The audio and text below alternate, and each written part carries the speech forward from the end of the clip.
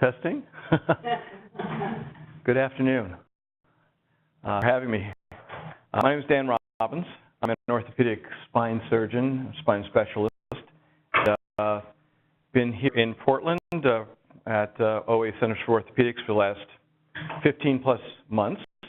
I'm a seasoned spine specialist who has practiced up north of 25 years in Vermont, where I was a part to passionately caring for patients to get them better and develop patterns of lifelong spine care. And that includes surgery, clearly, but always at the trail of most encounters. So to this, and what I bring to this area is background in minimally invasive spine care.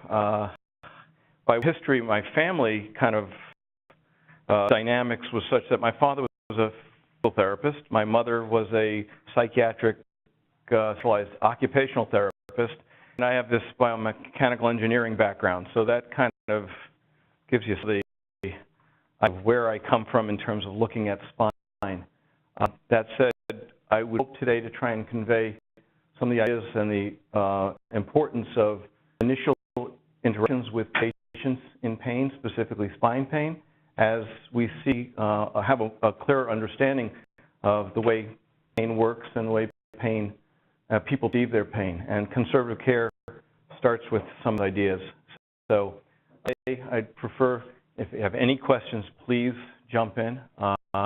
Happily will answer them. This is not to be just a monologue, so appreciate that. So with in mind, okay, don't do it. Oh, there you go. So when it comes in pain, specifically spine pain, well, clearly, most times, if it's an episode, they want to be seen right away because it's acute and it's devastating in a certain manner to them. And then also the chronics that go along with the subacute that all of a sudden they can't tolerate anymore. And then saying they need to be seen anyway right away because it's really that bad. They want their problem, especially when it's been going on for a long time. What's going through your brain when you see things. You've experienced it personally, either through family or other life experiences. They're looking for relief of pain and they're looking for a return to function. That said, what do we need as practitioners? Well, we need time to evaluate. We need the resources to get outcomes. And then I leave this question marks up because I don't know the answers of what in this room and across this system needs, but I'd be really open to you guys asking me those questions or telling me what you need because I don't know how else I can, sometimes facilitate care. So whatever you guys would like to hear about, I'd like to be able to go in action, okay? So the point of what's the classic treatment? We've learned over this aspect of that the natural history is people get better, and it's true. But the problem has to do with the issues surrounding that episode. What does it leave a mark, like a scar, mentally as well as physically sometimes. But it's also to try to understand that there's a downside to not getting to the root of the problem or give the patient the tools to try and avoid coming back like a bad penny. So we talk about the ideas of evaluate and treat RX for a physical therapy is sometimes leads to a lot of trial and error. And when a therapist sees somebody, it will be, if it hurts, don't do it. The question is it a good hurt, bad hurt? And that's not always clear. So without sight to the cause of pain, the recalcitrance and the recurrence of symptoms are substantial. Over 65% people within 6 to 9 months afterwards have a substantial episode once again. And whether that's because of acute or acute on chronic, it's the same idea. So if we at least get people to understand the problem, we feed a potential problematic pathway of pain, which is part of what we're treating because I know this is not only about the physical. And I brought something just to the end if anyone's interested. Jerome Schofferman, who's one of the pioneers in pain psychology and also physiatry at a North American Spine Society, has a really good article just recently about some reasons patients feel better. And it doesn't have to do always with what we do. Okay, so it's a real important part of this because obviously this is what we see because, oops, going direction again. Patient means there's a lot of stuff happening. That is these ideas of wrong, hoping, trying to hold on, get through the day. The ideas of labels. I've got 3 bulging discs. This pain's killing me. Things that you see and you all hear when you're somebody in severe distress. And the ideas are wrong and how can I be better or could you just take this pain away becomes a difficult conversation when it's that kind of black and white kind of cause and effect, but it's not quite that way. So this is some of the reasons, and some of these this is a fear avoidance behavior curve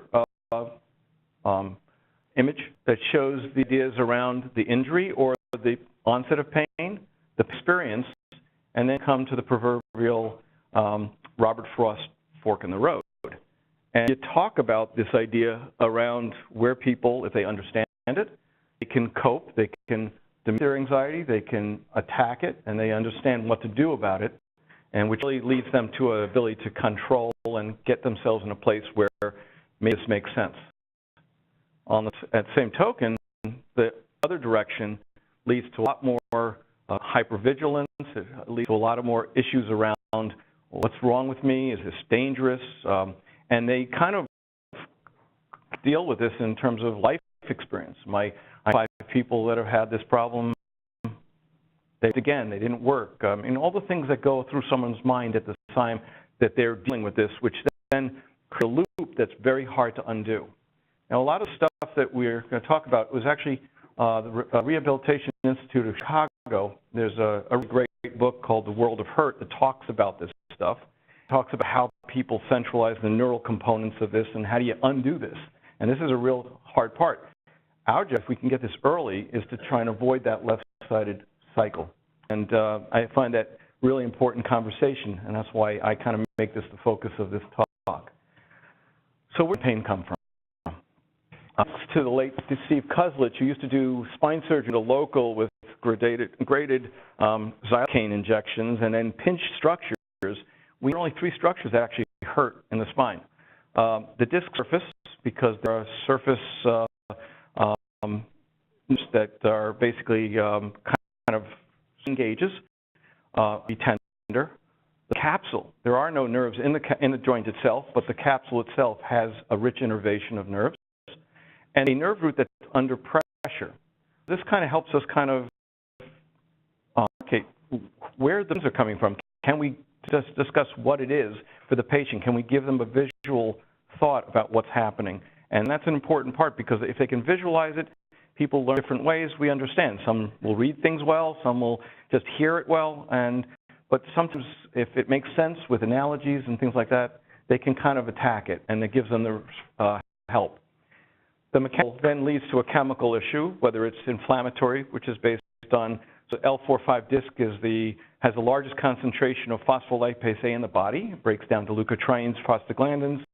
A cracked disc, a irritation, that can give a chemical response, which is then part of the whole cycle too. Then there's genetic and psychosocial issues that go along with this. And harder thing, because obviously we know people and families and kind of diagnoses that are sometimes about why people experience pain in different ways. I must say that over the years, and as a thing we did was we integrated a spine system that I set up in Vermont. We had a pain psychologist that I would be with 3 days a week. And I feel that I'm pretty good at getting people in distress, but it was amazing to the depth of the distress problems that were occurring when to have that evaluation. The PT, almost routinely now, I ask about who the diagnosis and why, because it's a really important decision, and it also colors the way people perceive what their bodies are telling them and what they're fearful of. So, but that kind of psychosocial is a real important aspect.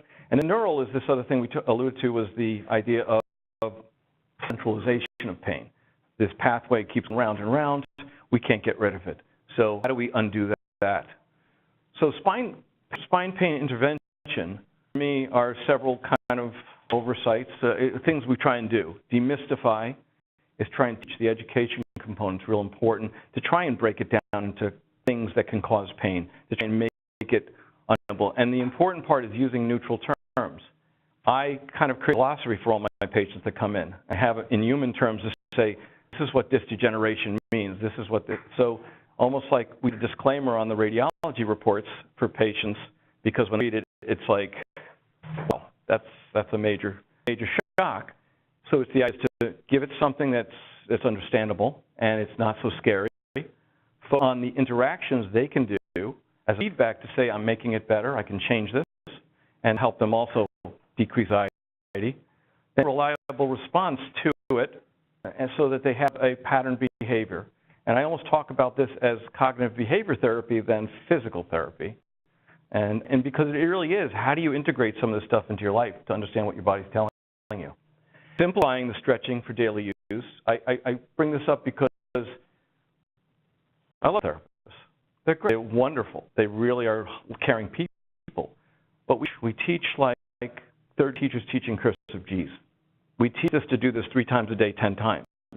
But no function that I know of do we do that way. Understand it is to interact with your body, and it's really important to try and work to enlighten how to use this through the day. So I kind of try and break it down to very easily used things, because those reams of paper they get with the sheets of exercises are really short-lived in terms of how long people can follow through, unless, exceptions to the rule. There are, obviously.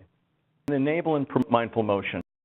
And that's core strength and feet and things like that are all part of this are important. So when ADLs are brought up, like activities of living, I kind of twist it a little bit and say, you got to do this all day long, because this is your body. This is like wiggling your fingers. And the spine's a bunch of joints. Spine checklist. For pins, it's about neutral or creating motion, because there's a bunch of, these are joints and what we're dealing with. So pelvic tilts, create foot stance, almost like a Alexander method, or in yoga, or something like that, where people understand where center is, which was we all learned the other, which is the 13-year-old slouch and the posture. And some of my patients are those 13-year-olds with back pain, because that's when it's easier to kind of change the paradigm for them to understand why they're. All went through that. Very few people walk around like this when they're 13, I guess. An exception, as I said. The use of gluteal and piriformis stretches, because they're the canary in the coal mine. They're the stabilizer of your back. They're the things that show you how you're walking. And these are things that are easily kind of interacted with, so where I try and get patients to understand. And this is before physical therapy, obviously, but it's going to dovetail to physical therapy. Physical stretches, chin tucks also work to hold. And then we talk about asymmetry and how to identify what to do with that asymmetry and what does it mean. It's going to tell us we're about to get in trouble. So the idea, it's my idea, I guess, but is to initiate the cognitive behavior corrections, the main through education, and enable the self-care through a teaching language, so they understand it, so they interact in a way that is not fear-provoking. Understand good versus bad pain. We're really at the heart of some of this, because something they don't understand, something we don't understand, take a life of its own. At the same time, when we see somebody, we're going to look for red flags, and the red flags are the ideas of 24/7 pain stop, whether laying down, sitting, standing, weight loss, all the things that one would say. We've got loss of bowel and bladder control, like Aquinas syndrome. These are all things that need to be addressed rapidly with urgent imaging and or care if we need to. But things are all part of that initiation of care. The goal of the initial and care is kind of redundant, is to try and categorize and try to help the patient compartmentalize what they're dealing with. And the ideas around fault, which the of what we're dealing with, like a workman's comp or a liability situation, is important to kind of at least verbalize and see how that's maybe workman's comp is a little bit of a adversarial kind of situation in the patient's minds often, and to understand how that plays to their feeling, what they're feeling about the love and the hope they're getting, the heading, I should say. Then the yellow flags, I don't know if you've heard, red flags. Yellow flags are the of stressors and psychologic risk factors. And a questionnaire that I routinely use with all my patients that identify the patients that are going to probably need more resources to overcome this moment. Understand what they're seeing, and when their scores are very elevated, it really identifies a potential for increased risk for chronic pain and disability.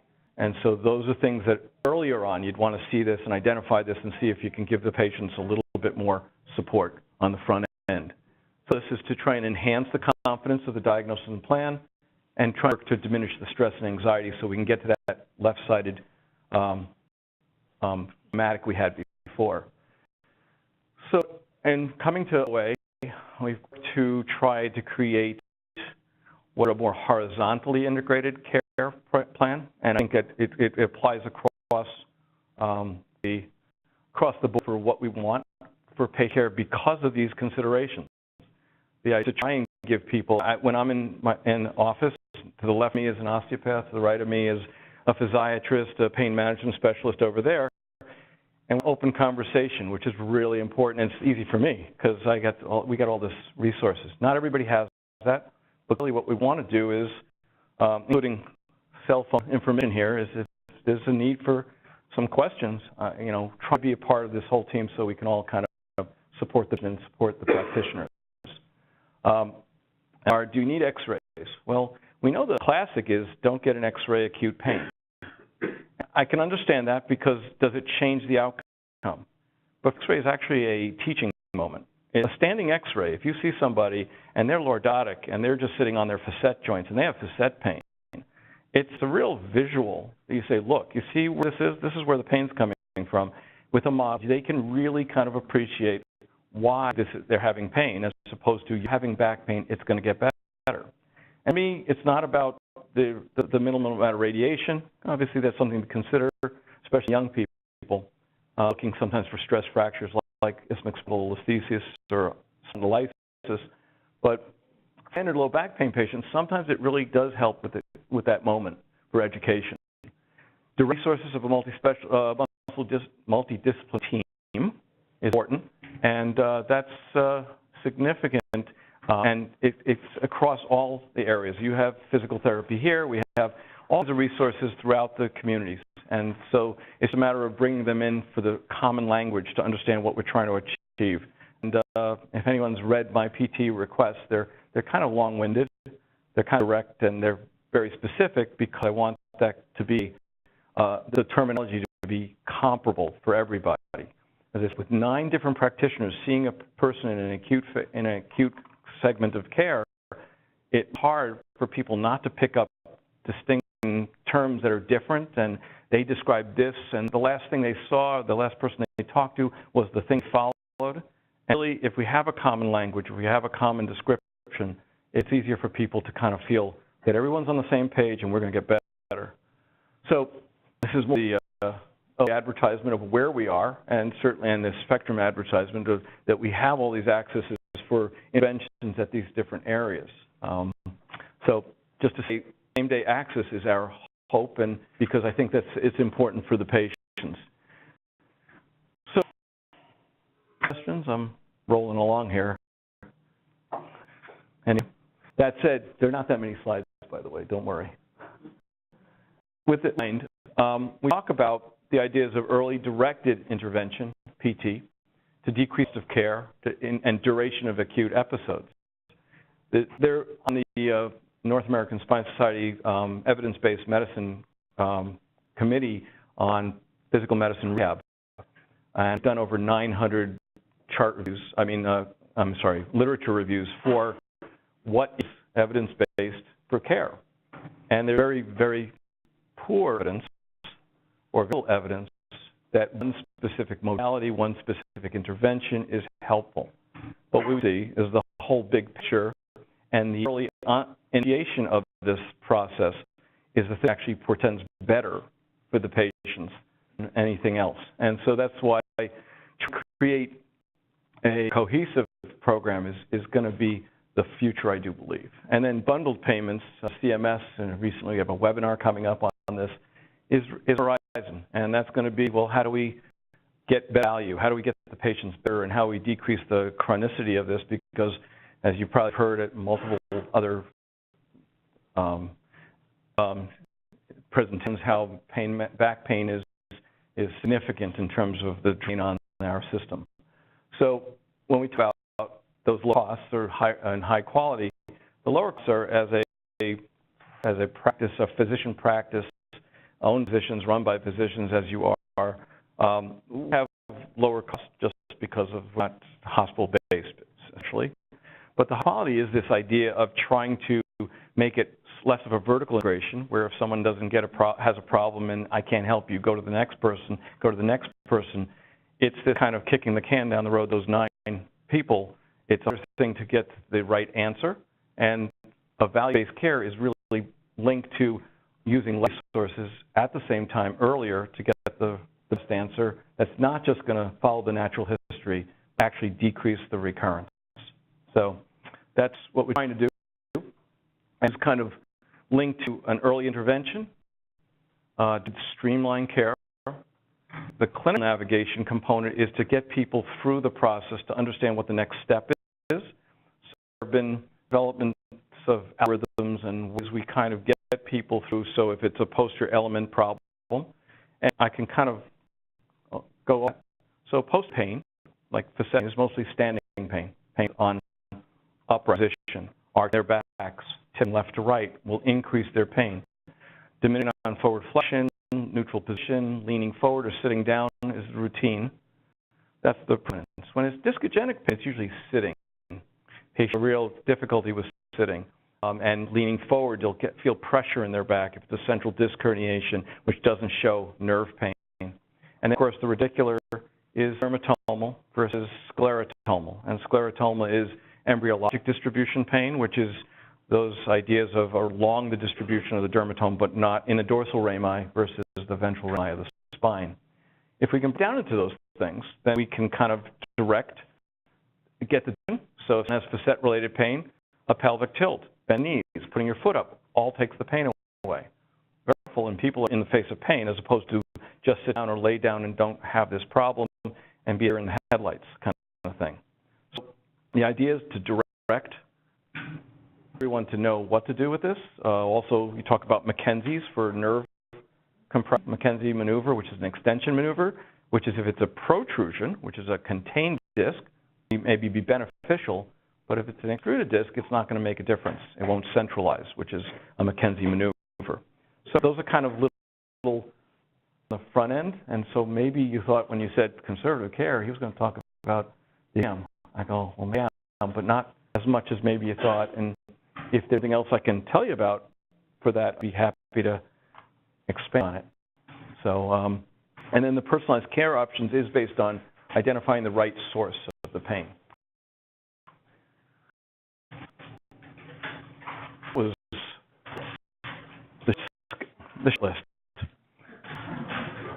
I did that purposely because obviously we don't have to have people falling asleep, but it's also this idea of, can I help you in any form, and is there something you see at need that I can fill to help with the care issues that you have? Because time is of essence, and back pain is complex, and there's a lot of stuff that can reschedule given our limited times.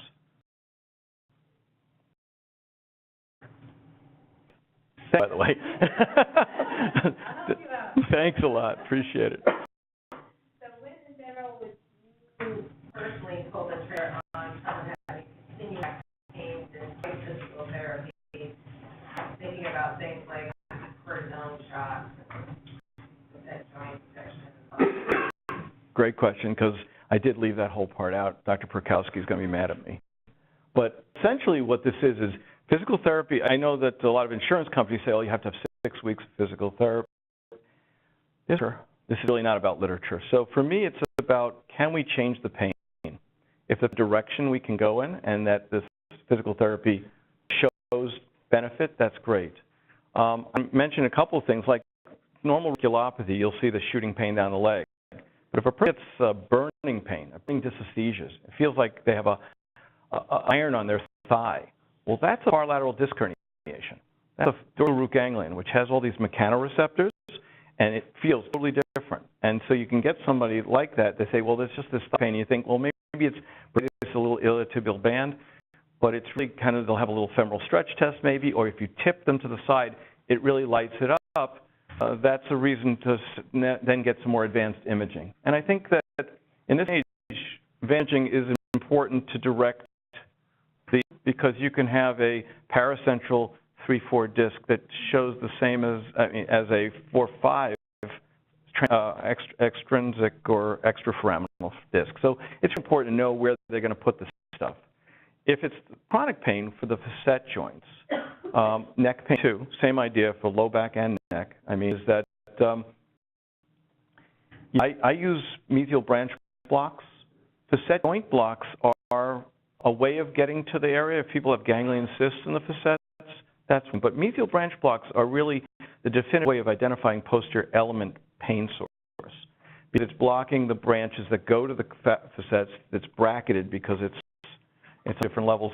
And if that works, you're getting an 80% relief, and to do it twice now, it's basically the standard care. And then you use a radio frequency probe to burn the nerves, which is minimally invasive. It's not something dangerous, and if it's unilateral, it's even easier that way. But the idea is, do we action? I didn't answer your question both right. If it doesn't work, why not? Is it not enough? Is it just didn't touch it at all? And the ideas are, do images help us elucidate why that's not working? Because, you know, people present and it's totally confusing, admittedly. And at one point, you do have to figure that out. I don't know if there's a timeline. I think it has to do with how people are at a certain clinical level, right? How much urgency there is that way, too. But if you have a reason to believe that there's something going on that seems to be structural, it seems to be linked to a certain activity, a certain direction, then you'll at least have a better idea, and the patients will also know what to expect. And so it's, you know, it's a better conversation, but then the pain management group can really be helpful. And I always use pain management on a certain level unless it's a true motor loss, because I want to be able to prove efficacy to the patient and to myself. The last thing I want to do is see an image and say, well, I think this is the case, and do a surgery and find they woke up with the same pain. And so I use it as not only diagnostic but therapeutic. And to Dr. Perkowski and Dr. McLaughlin's credit, they really are about understanding that what we're doing is putting ice on a finger. If you're slamming the finger in the door, it's not necessarily going to help for a long period of time, but it helps us predict and help us with, you know, so understanding why we're having this problem. So that was, sorry. Any questions? When you're treating patients, you're really taking a look at their lifestyle, taking that into account. And if the patient is a very good candidate for surgery, you're having a lot of success with minimally invasive. Sure. Touch briefly about the Sure. Yeah, I know that's a whole other Well, it can be. I think the issue for what is minimally invasive besides a Madison Avenue construct, it's basically this idea that you're doing collateral damage. And if you look around across the country, what's basically done routinely is because of teaching institutions, it's because it's easier to teach how to get to the spine through a midline incision, spread it out, and let someone help you do it in a teaching manner. It's harder to do that when you're doing it through a tube, where you have to either be very trusting of the resident or the fellow or whatever. So most postgraduate learning is about just trying and getting it done and learning how to do it. So there's a learning curve with minimally invasive. But the idea of minimally invasive, I like to call it least invasive, is just that you're trying to diminish the collateral damage. You're trying to split muscles. You're not retracting with large pressures on the muscles, because you'll see MRI scans of people that have previous surgery. You look at whole paraspinal muscles, it's white, it's dead. And the problem is that's a byproduct of prolonged retraction and nerve and vascular injury. The minimally invasive infusions, I do T-lips routinely through 2 incisions about 1 inch for a level, and it's about 2 inches for 2 levels, like three vertebra. And, you know, they're in bed that afternoon and they go home the next day routinely without a back brace, and we're moving, and they're doing exercises and stretching in the recovery room, and And the difference is, again, trying to get them to move, and motion's key. I just think that we see in some of the studies that return to function is greater, I should say, blood much less, duration of hospitalization is less, and long-term the numbers actually were even with an open infusion versus a minimally invasive, but we're seeing a lot of long-term adjacent level problems aren't as great. And the reason they're not as great is because if you do an incision from the side, and I don't have a model in front of me, I apologize, is that you put pedicle screws in, they're on an angle. And after retract to put the screw in, routinely you violate the facet joint above the fusion. Fortunately, that violation number is about 75%.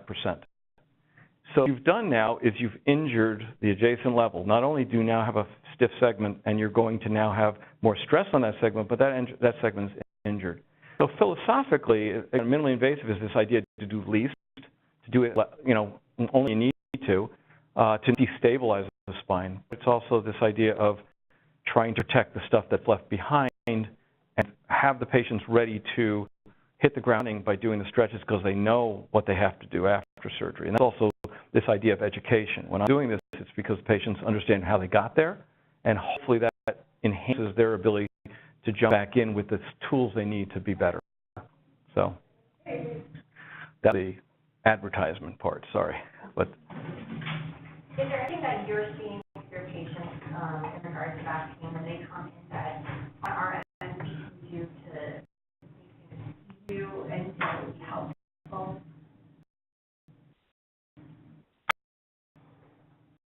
Trying to get patients in, like when we kind of like I've done as much as I can do at my level, time for you to see a spine specialist. They don't have to wait, 3 weeks for an appointment. Yeah. And Dr. Robbins actually has heard that if anybody wants it, it has his own personal cell phone on it too. So you can give him a call if you need, or advertise it. I don't know if it's on social media. But yeah, that same day access is there. And that's important for helping, but it's also the thing for me is also quickly do we get the right communication to the patient so that they don't feel that the therapy is dragging on. Why aren't I better? What's that tendency to drift into that left side of that attic? And the more and if you start seeing that, it's not about the spine specialist needing you need surgery or not. It's what are we answering? What is the patient? What's not making sense to the patient? How are they playing this? Sometimes it's their experience. As I said, there's a lot of stuff that people experience that color whatever they bring indoor, and you see it every day on a level that's very much broader than I do, but it's certainly real, and that's what makes it or unlikely to get better. Yeah. So you mentioned earlier that you kind of fall off what exactly expectations are. Is we missing something when we refer people to maybe? That's yeah. Right. I think that we rely on the PTs to make diagnoses sometimes because it seems like maybe we don't know where it's at, and not all the time do I know either. So it's not like you miss something that way. But if you think about the ideas of breaking it down into that posterior element, discogenic, or nerve pain, then it gives them to kind of the idea and a core area where they can work on understand what you think from a mechanical standpoint is happening and helps them so it's not so much hit and miss where they, I came back from physical therapy. Half the issues, they come back to physical therapy, I was so much worse. Well, they weren't. They just, the next day they were worse, by the way. It's not they're that worse when they're doing it. It's because they haven't been moving. They moved, but back not to moving because the therapist wasn't there to show them how to do it. The thing about it, it's not really that the therapist is missing something from that standpoint, but the message of inclusivity, that kind of exercise and motion, that it's not just to be done 3 times a day. It's that kind of thing. If you just reemphasize that and reemphasize the little things like some stretching, I'm happy to go through even the clinical exam. I know maybe that you thought maybe that could have been part of this, and certainly I'd be happy to do that again to try and get everybody to kind of, and language, I can supply the glossaries, things like that. So if we talk the language and we kind of direct them, it's a lot more likely that they'll come back with at least something that's a little bit more, they're more happy about, or at least they're more understanding of. And so I think if you can break it down to directionality, a joint, give them some websites so they kind of understand what that is, maybe the picture, that helps. I think that's really beneficial because I really see lights go on. A lot of people that are kind of trying to process it, it's this ephemeral thing, what's back pain? And with that, it's like, or you have a diagnosis, so the diagnosis becomes the term. It's them away from the ability to change. Like if it's diabetes, yes, there's things we can do, but with back pain, it's kind of, well, I have degenerative disc. What am I going to do? So the idea is, if we could give them some of too early on, it decreases the chance of you having a less successful acute care episode. With that, where you're missing things, I think, except the fact that if we don't create a little bit of a direction so they know what we're thinking it is and use terms that are neutral, that's why I mentioned that earlier, because bulging discs become provoking. That's the idea. It's try and identify something that they can use to, and this position helps, so let's do this. I think that's the key to making it more successful, I think. So, question? The questions? Is this the time someone's ended before 1 o'clock? Thank you for letting me be here. Appreciate it. And if you're interested, there are these copies here. It's a fascinating thing about nocebo effect, placebo effect, and it's kind of one of those things that's eye-opening.